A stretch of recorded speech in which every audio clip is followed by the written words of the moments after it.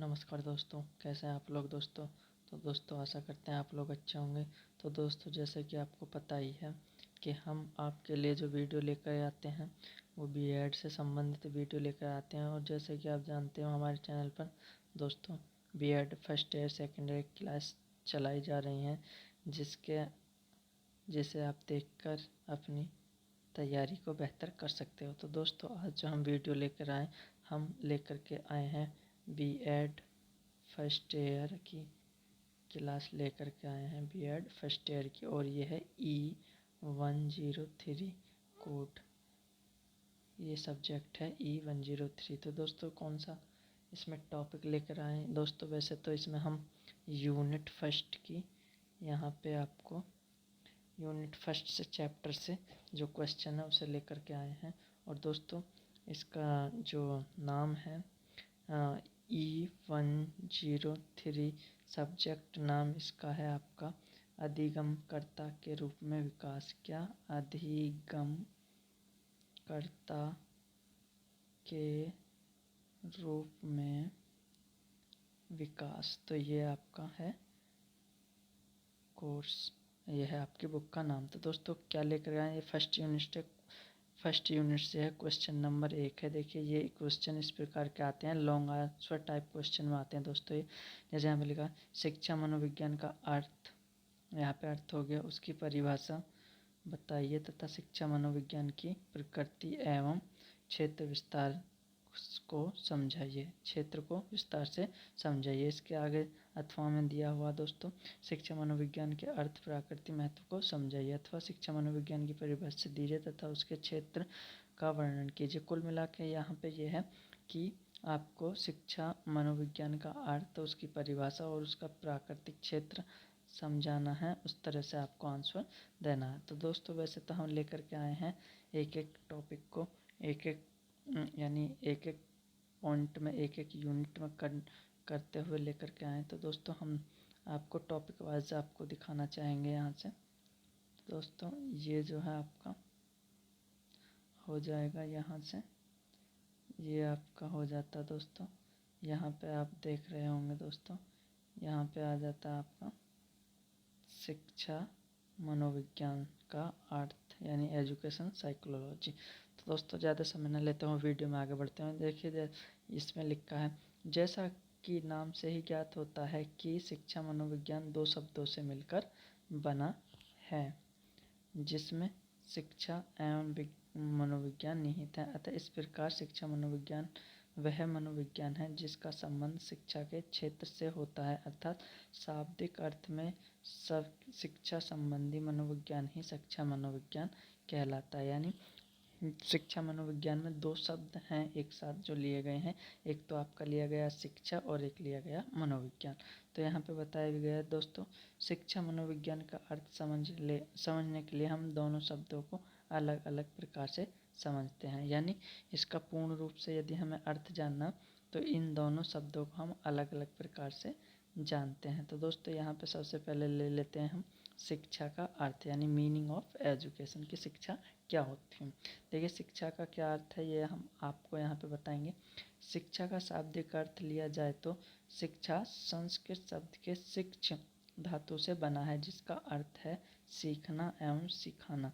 अंग्रेजी भाषा में शिक्षा का पर्याय एजुकेशन से है, जो लैटिन भाषा के एजुकेटम से बना है, जो ई और डोको से मिलकर बना है, जिसका अर्थ है अंदर से आगे बढ़ना। अतः हम कह सकते हैं कि शिक्षा का तात्पर्य आंतरिक शक्तियों के विकास या सीखने सिखाने की प्रक्रिया से है। कुल मिला के दोस्तों ये कहें कि शिक्षा का जो अर्थ है हम कह सकते हैं कि शिक्षा का अर्थ है कि जो कोई व्यक्ति अपने व्यवहार में यानी अपने अंदर से अपने व्यवहार में परिवर्तन कर लेता है कुछ सीख करके, उसे शिक्षित व्यक्ति कहते हैं। तो दोस्तों इसी के अनुसार गांधी जी ने भी हमें एक परिभाषा दी, यहाँ पे लिखी हुई है गांधी जी के अनुसार परिभाषा।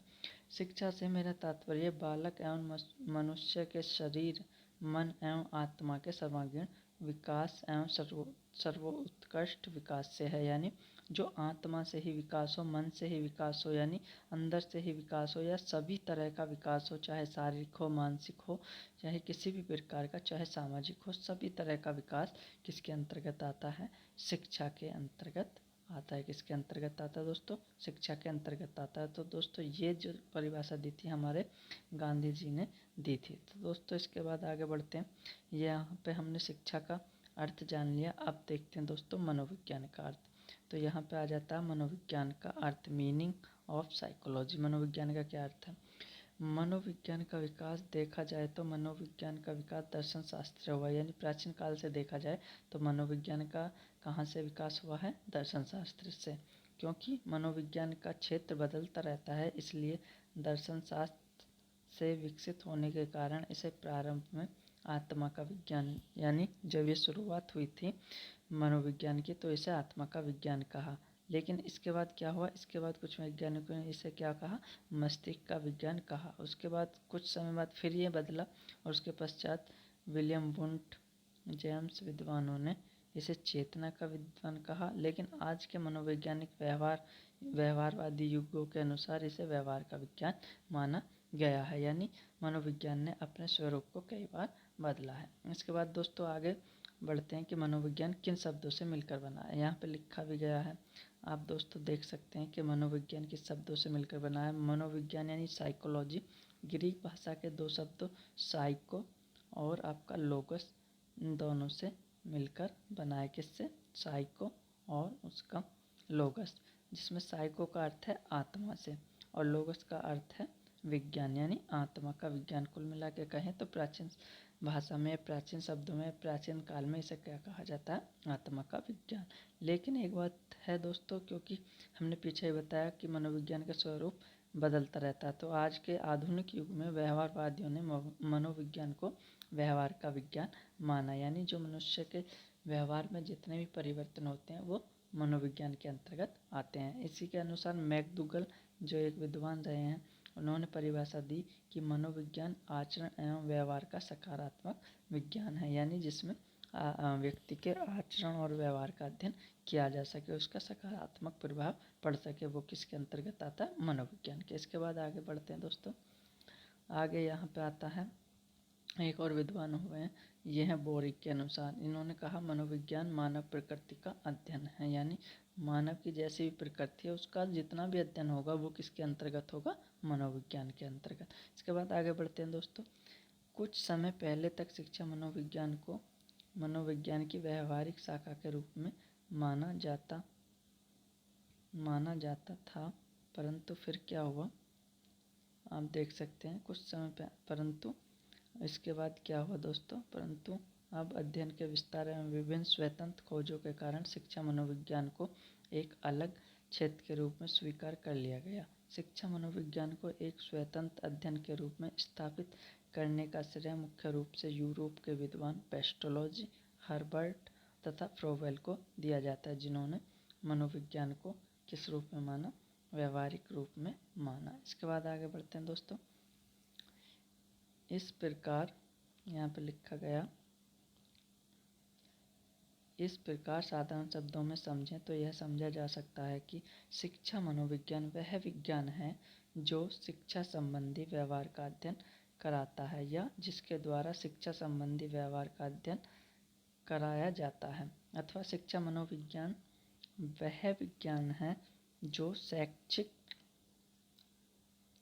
शैक्षिक परिस्थितियों से संबंधित व्यक्तियों के व्यवहार में होने वाले विभिन्न परिवर्तनों का अध्ययन करता है, जिसके माध्यम से शिक्षा से संबंधित विभिन्न समस्याओं का समाधान किया जा सकता है, शिक्षा मनोविज्ञान के अंतर्गत आता है। यानी जो भी मनुष्य या बालक के शिक्षा के क्षेत्र में जो भी कठिनाई, त्रुटि सब जो है आपकी ये आवश्यकताएं आती हैं, वो सब किसके अंतर्गत आती हैं? शिक्षा मनोविज्ञान के अंतर्गत आती हैं, और इसका अध्ययन और इसका जो आपका उपचार जो है शिक्षा मनोविज्ञान के अंतर्गत आता है। इसके बाद शिक्षा मनोविज्ञान की परिभाषा, डेफिनेशन ऑफ एजुकेशनल साइकोलॉजी।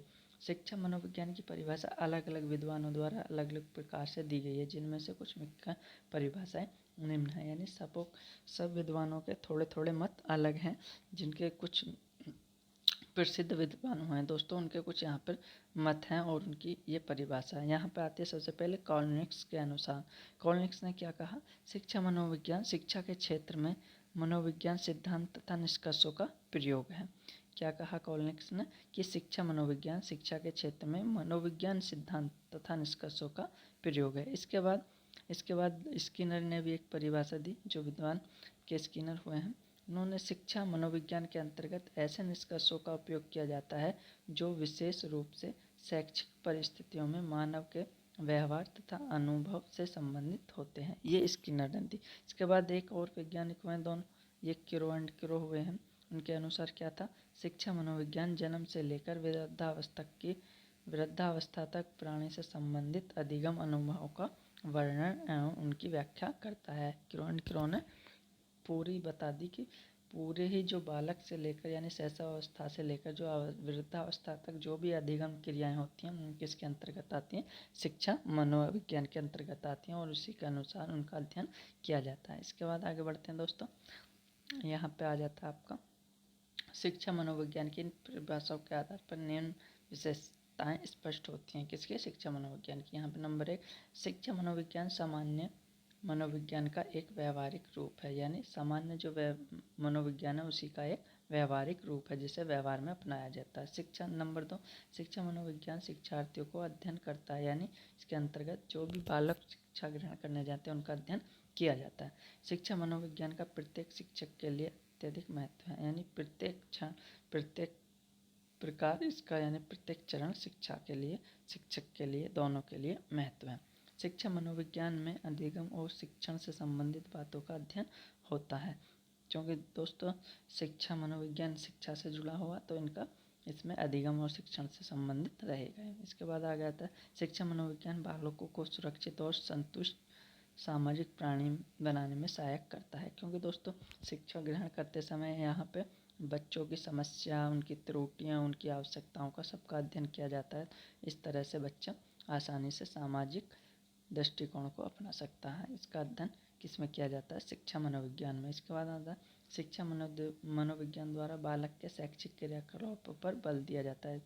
तो दोस्तों इसमें क्या होता है कि बच्चे के जो भी शैक्षिक क्रियाकलाप है, जो भी पाठ्यचर्या क्रियाकलाप है, सबका अध्ययन इसमें किया जाता है और उन पर ध्यान रखा जाता है। इसके बाद आता है दोस्तों शिक्षा मनोविज्ञान की प्रकृति, यानी शिक्षा मनोविज्ञान की प्रकृति कैसी है, नेचर ऑफ एजुकेशनल साइकोलॉजी।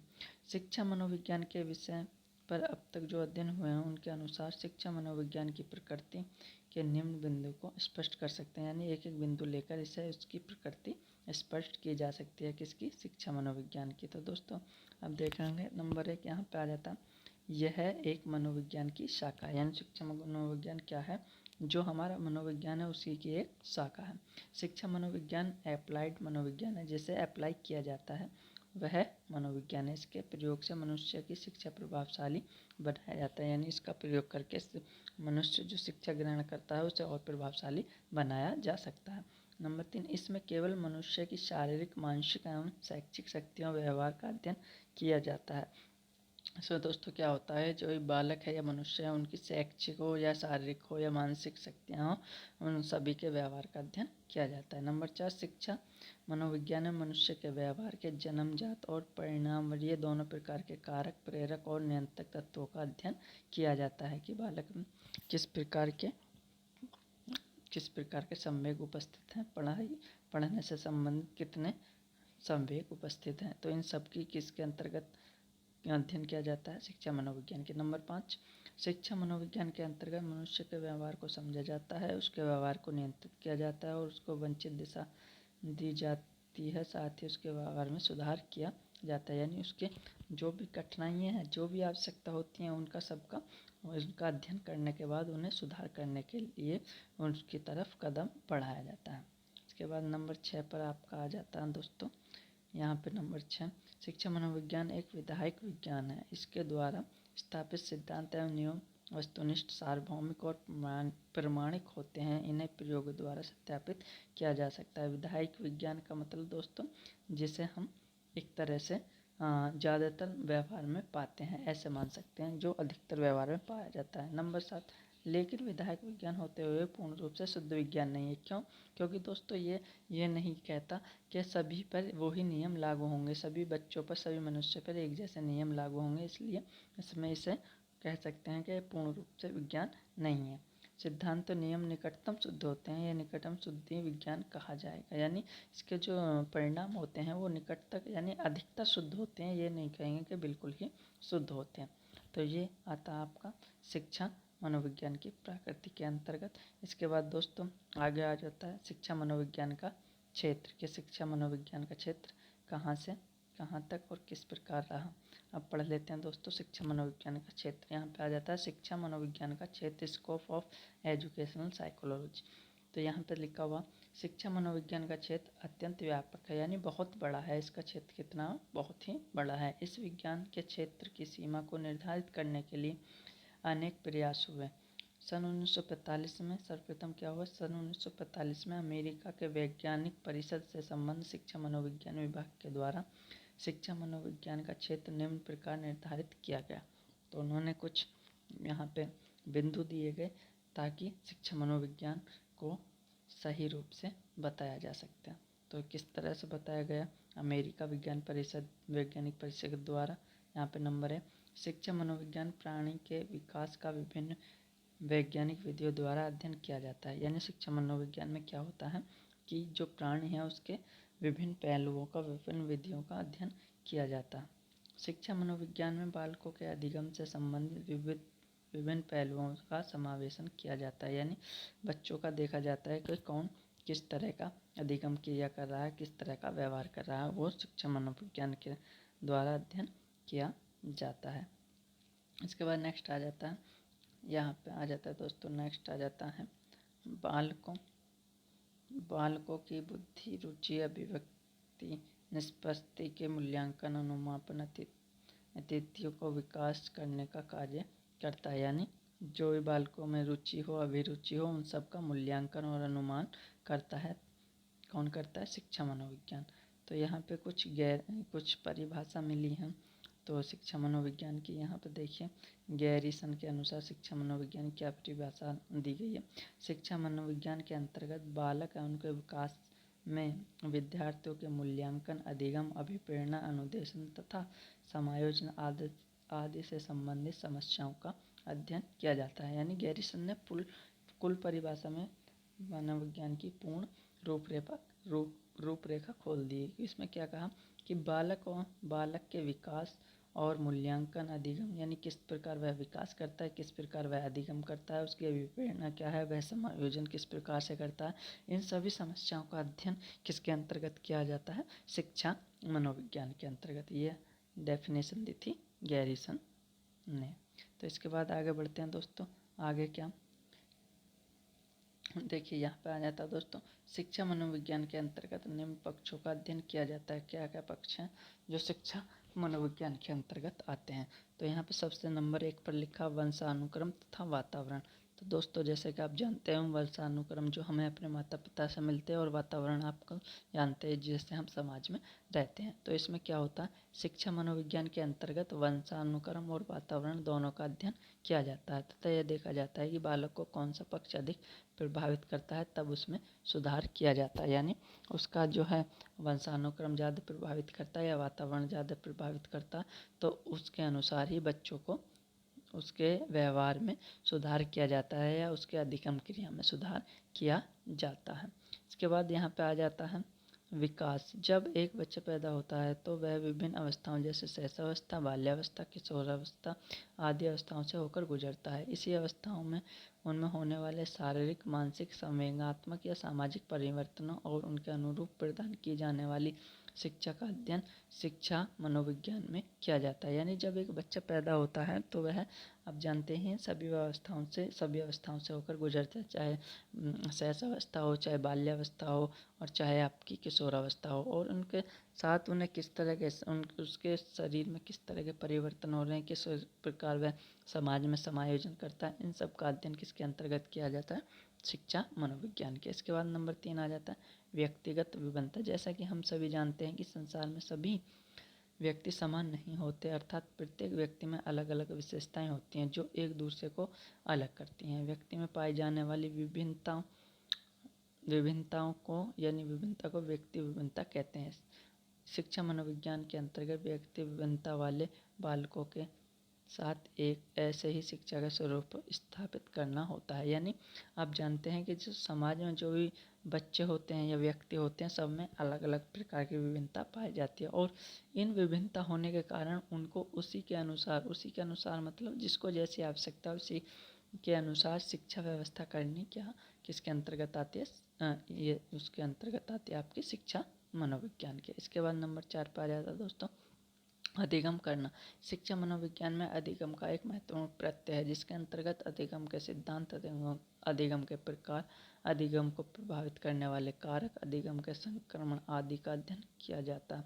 यानी क्या है कि शिक्षा मनोविज्ञान के अंतर्गत सबसे महत्वपूर्ण पहलू आपका अधिगम का आता है, क्योंकि दोस्तों सबसे महत्वपूर्ण कार्य हमारा ये होता है कि शिक्षा मनोविज्ञान के अंतर्गत जो छात्र है, जो बालक है, उसको अधिगम क्रिया कराई जाए, यानी सुचारू रूप से कराई जाए। इसके बाद क्या होता है, नंबर 5 आ जाता है मानसिक और शारीरिक तत्व। शिक्षा मनोविज्ञान में बालक के मानसिक और शारीरिक प्रक्रियाओं का अध्ययन किया जाता है। बालक की आवश्यकताओं जैसे मूल प्रवृत्तियाँ, प्रेरणा, थकान, रुचि, अभिरुचि आदि का सर्वांगीण अध्ययन शिक्षा मनोविज्ञान के अंतर्गत किया जाता है। यानी जो भी उसकी मूल प्रवृत्ति हैं, चाहे उसका हर्ष हो, क्रोध हो, थकान हो, प्रेरणा हो या अभिप्रेरणा हो, रुचि हो, ये सब किसके अंतर्गत आती हैं, ये इनका अध्ययन किसके अंतर्गत किया जाता है, शिक्षा मनोविज्ञान के। इसके बाद नंबर 6 पर आ जाता है व्यक्तित्व समायोजन। व्यक्तित्व समायोजन के अंतर्गत आज के युग में शिक्षा का मुख्य उद्देश्य बालक के व्यक्तित्व का सर्वांगीण विकास करना है तथा बालक को समाज के साथ समायोजित करना होता है, जिसे जो कि शिक्षा मनोविज्ञान में भली प्रकार से अध्ययन किया जाता है। यानी बच्चों को इस प्रकार व्यवस्थित करना है ताकि वो समाज में समायोजन स्थापित कर सके। तो इसका अध्ययन किसके अंतर्गत किया जाता है, शिक्षा मनोविज्ञान के। नंबर 7 आता मापन और मूल्यांकन। शिक्षा मनोविज्ञान के अंतर्गत परिवर्तनों, शैक्षिक उपलब्धियों और मानसिक योग्यताओं के मापन और मूल्यांकन के लिए प्रयोग किए जाने वाले लक्षणों का अध्ययन किया जाता है ताकि बुद्धि परीक्षण, निष्पत्ति परीक्षण, रुचि परीक्षण, अभिरुचि परीक्षण आदि का अध्ययन किया जा सके और अध्ययन करने के बाद उन बच्चों को जिस प्रकार की आवश्यकता हो उन आवश्यकताओं को पूर्ति किया जा सके। इसके बाद नंबर 8 आता है दोस्तों, नंबर 8 पे आ जाता है आपका पाठ्यक्रम निर्माण के लिए। तो शिक्षा मनोविज्ञान किसके लिए आवश्यक है, पाठ्य निर्माण के लिए। वो कैसे, वो यहाँ बताएं। शिक्षा मनोविज्ञान के अंतर्गत इस बात का भी अध्ययन किया जाता है कि बच्चों को उपयोगी व व्यवस्थित शिक्षा उपलब्ध कराई जाए ताकि उसे अपने जीवन में इसका सदुपयोग करने को मिले। इसलिए कहा जा सकता है कि शिक्षा मनोविज्ञान पाठ निर्माण के लिए भी महत्वपूर्ण भूमिका निभाता है। यानी कुल मिला के कहें तो ऐसा पाठ्य निर्माण करना चाहिए जो उसके दैनिक जीवन में, व्यवहारिक जीवन में प्रयोग में आ सके। ये नहीं कि थ्योरेटिकल पढ़ा दिया, थ्योरेटिकल कोई बात बता दी, उसके समझ तो आ गया लेकिन उसके व्यवहारिक जीवन में उसका कोई संबंध नहीं है। तो इसके बाद नंबर 9 आ जाता है शिक्षण विधियों का निर्माण। यदि शैक्षिक विधियों का निर्माण बालक की आवश्यकता अनुसार किया जाए तो बालक सरलता और सहजता से शिक्षा ग्रहण कर लेता है, जो कि शिक्षा मनोविज्ञान इस बात का प्रयास करता है। यानी यदि बालक छोटा है तो उसे उसी प्रकार की पद्धति, प्राथमिक पद्धति अपनानी चाहिए और यदि बच्चा बड़ा है तो उसे उच्च प्राथमिक पद्धति अपनानी चाहिए। यानी जिस प्रकार का बच्चा है उसके शैक्षिक विधियाँ वैसी ही अपनानी चाहिए। इसके बाद नंबर 10 आ जाता है दोस्तों निर्देशन और परामर्श देना। किसी भी विषय के अंतर्गत विद्यार्थी को निर्देशन और परामर्श देना उसके जीवन के लक्ष्य को निश्चित करने में, संयम स्थापित करने में और उसकी समस्या को सुलझाने में सहायता प्रदान करता है। इसलिए समय समय पर उचित निर्देशन और परामर्श देते रहना चाहिए। कुल मिलाकर दोस्तों ऐसे कहें कि जो भी छात्र आप पढ़ाते हो या उनसे शिक्षा देते हो तो उनका समय समय पर ये भी निर्देश और परामर्श देना चाहिए कि कौन सी वस्तु या कौन सी पाठ्य पुस्तक उसके लिए सही है, उसके लिए उपयोगी है। इन सब का उन्हें परामर्श और निर्देशन देते रहना चाहिए। तो दोस्तों वीडियो देखने के लिए धन्यवाद।